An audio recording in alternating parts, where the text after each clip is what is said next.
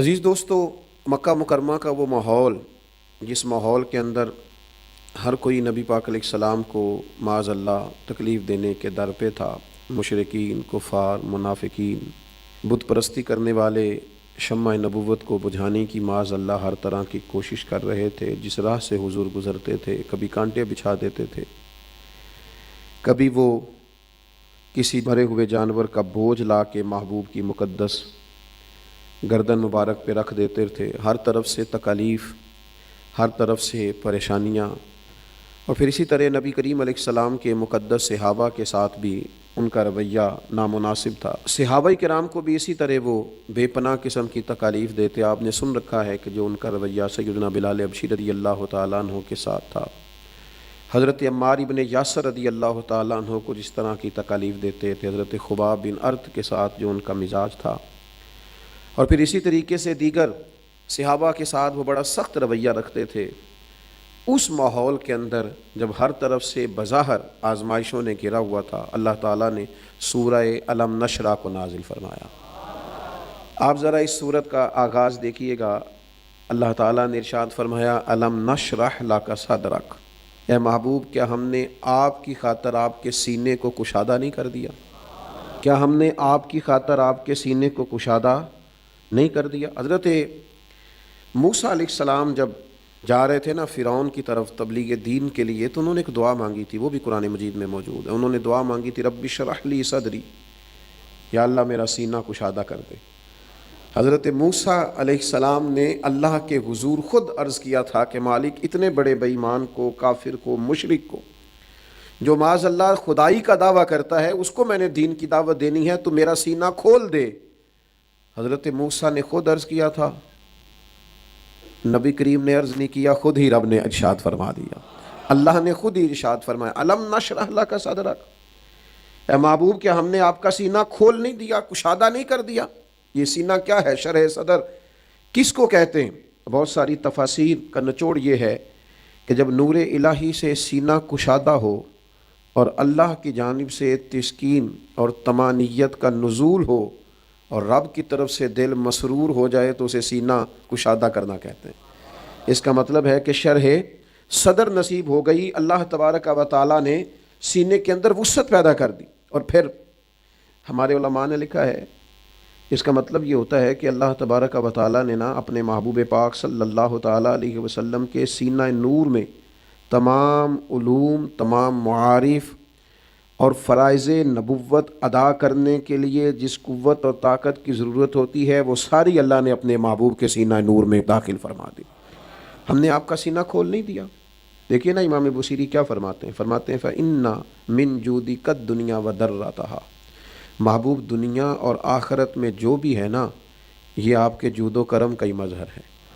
وَمِنْ عُلُومِكَ عِلْمَ اللَّوْحِ وَالْقَلَمِ، یہ بہت بڑی بات کر دی امام بصیری نے۔ فرمانے لگے، یا رسول اللہ، یہ جو لوح و قلم ہے نا، یہ آپ کے علم پاک کا ایک حصہ ہے، ایک حصہ ہے، باقی تو علم پیچھے ہے سارا، ایک حصہ ہے یہ آپ کے۔ تو اللہ نے فرمایا، محبوب علیہ السلام کیا ہم نے آپ کے لیے آپ کے سینے کو کشادہ نہیں کر دیا؟ پھر فرمایا وَوَضَعْنَا عَنْكَ وِزْرَكَ، اور ہم نے آپ کے اوپر سے آپ کا بوجھ اتار نہیں دیا۔ کون سا بوجھ؟ ارشاد فرمایا، الَّذِي أَنْقَضَ ظَهْرَكَ، وہ بوجھ جس نے آپ کی پیٹھ مبارک کو بوجھل کر دیا تھا، وہ بوجھ ہم نے اتار نہیں دیا۔ وہ بوجھ کیا ہے؟ نبی کریم صلی اللہ تعالیٰ علیہ وسلم پر اللہ نے بار نبوت ڈالا ہے، بڑا مشکل ہوتا ہے یہ بوجھ اٹھانا۔ اللہ نے قرآن نازل کیا حضور کے قلب اطہر پر، اور قرآن مجید کی شان یہ ہے کہ لو انزلنا ھذا القرآن علی جبل لرأیتہ خاشعا متصدعا من خشیۃ اللہ، اس قرآن مجید کو پتھروں پہاڑوں پر نازل کیا جاتا تو اللہ کے خوف سے ریزہ ریزہ ہو جاتے۔ تو یا اللہ کہاں نازل کیا ہے؟ فرمایا نزل علی قلبک، محبوب کے قلب اطہر پر نازل فرما دیا۔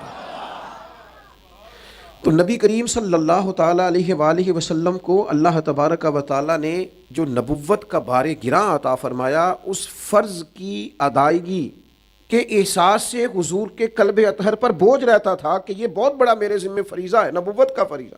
تو اللہ فرماتے ہیں، محبوب ہم نے سینہ کشادہ کر کے آپ کا وہ بوجھ اتار نہیں دیا۔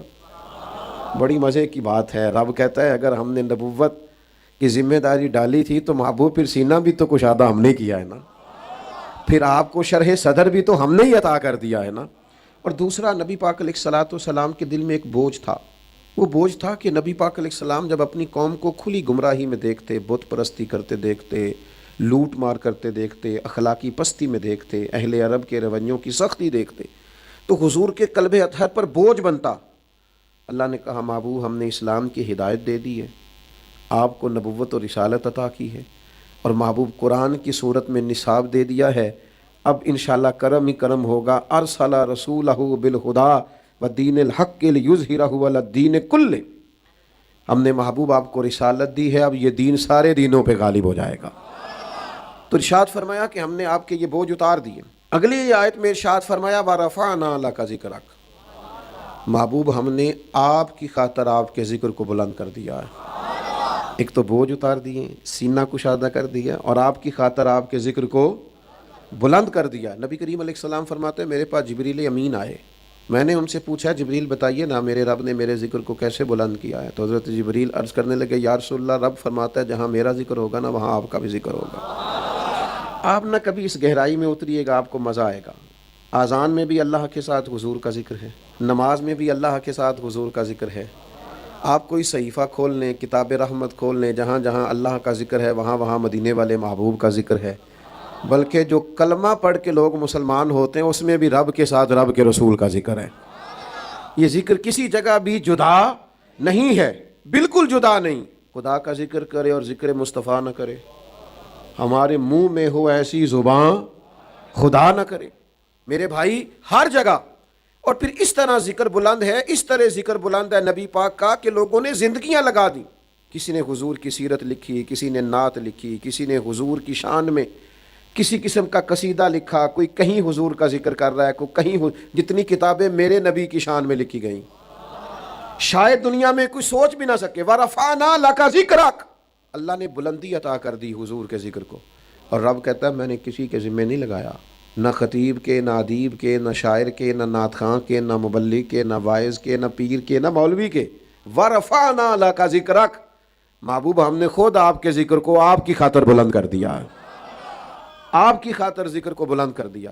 ایک تو کسی کا مرہون منت، اور دوسری بات پتہ کیا ہے، ہر چیز نے فانی ہو جانا ہے، ہر چیز ختم ہوگی، اور حضور کا ذکر کر بلند کرنے والا رب ہے، تو رب کو تو فنا نہیں نا، وہ تو ہمیشہ سے باقی ہے اور ہمیشہ باقی رہے گا۔ تو اللہ فرماتے ہیں ذکر ہی میں نے بلند کر دیا ہے۔ تو جیسے خدا کی خدائی موجود ہے، اللہ کی الوہیت ہر وقت سایہ فگن ہے، تو سمجھیے نبی پاک کا ذکر بھی ہر وقت موجود ہے۔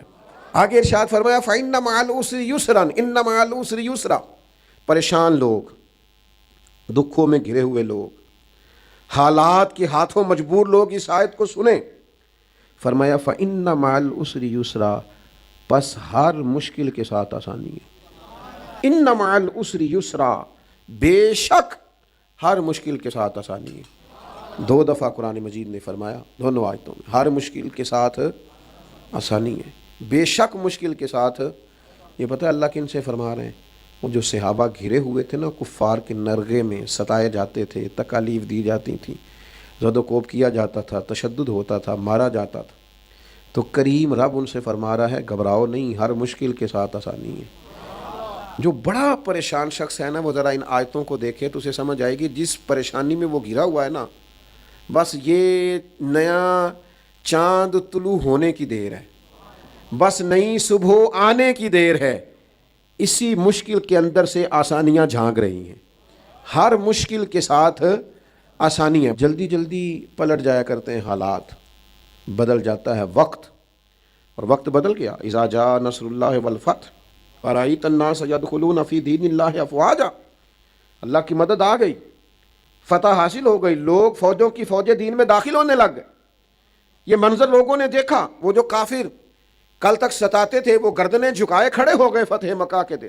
ہر مشکل کے ساتھ آسانی ہے میرے بھائیوں، گھبرانا نہیں، پریشان نہیں ہونا۔ کیا کہا کسی شاعر نے، اس نے کہا تھا حالات کے سہمے ہوئے لوگوں کو بتا دو حالات بدل جاتے ہیں، ایک جیسے نہیں رہتے۔ آگے ارشاد فرمایا فَإِذَا فَرَغْتَ فَانْصَبْ، اے محبوب جب آپ فارغ ہو جائیں تو ریاضت میں لگ جائیں۔ وَإِلَىٰ رَبِّكَ فَارْغَب، اور اپنے رب کی طرف رجوع کریں۔ جب آپ فارغ ہو جائیں تو ریاضت میں لگ جائیں۔ وَإِلَىٰ رَبِّكَ فَارْغَب، اور اپنے رب کی طرف رجوع کریں۔ کیا معنی ہے کہ جب آپ فارغ ہو جائیں؟ علماء نے بڑا کچھ لکھا ہے اس پر، بڑی تفاسیر بیان کی ہیں، لیکن دو ایک باتیں جلدی سے۔ اللہ فرماتا ہے محبوب جب آپ ایک عبادت کر لیں تو دوسری عبادت کی طرف لگ جائیں۔ آپ نے فرائض نبوت ادا کر لیے، اب آپ عبادت میں لگ جائیں۔ حضرت عبداللہ ابن عباس فرماتے ہیں اس آیت کا معنی یہ ہے کہ محبوب فَإِذَا فَرَغْتَ فَانْصَبْ، جب عبادت سے فارغ ہو جائیں تو دعا میں مشغول ہو جائیں۔ اس آیت کا مطلب یہ ہے کہ فارغ نہیں بیٹھنا، آرام سے نہیں بیٹھنا، ہمیشہ جد و جہد، ہمیشہ